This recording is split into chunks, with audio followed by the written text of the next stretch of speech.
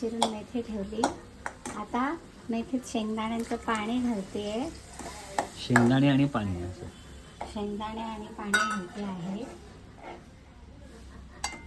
आता त्याच्यामध्ये ही शिजवलेली डाळ घालणार आहे.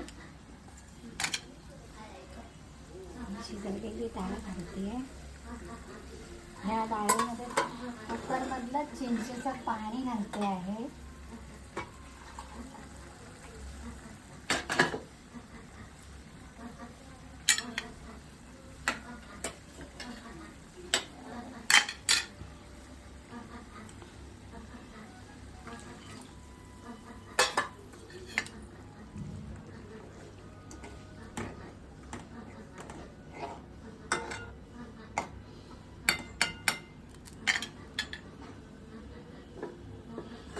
अजून थोडं पाणी घालते आहे.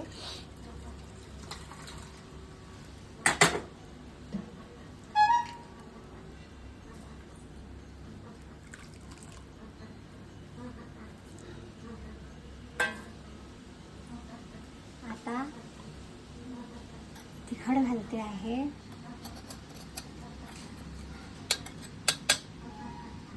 हे तिखट आहे.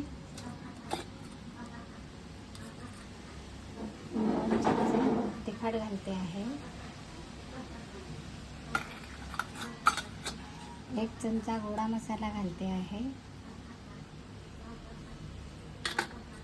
मिसळण्याच्या डब्याचं काम झालेलं आहे.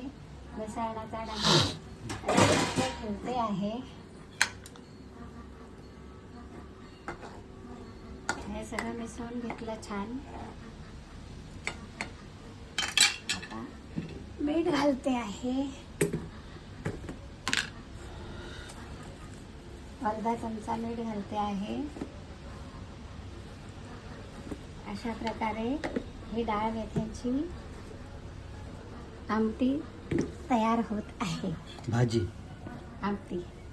याच्यामध्ये आता मी थोडासा चवीपुरता गूळ घालणार आहे.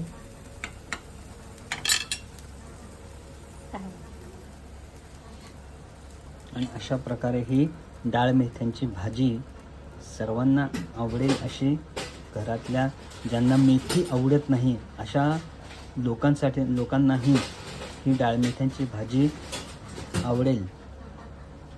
अशा प्रकारे ही डाळ मेथ्यांची भाजी आता शिजते छान.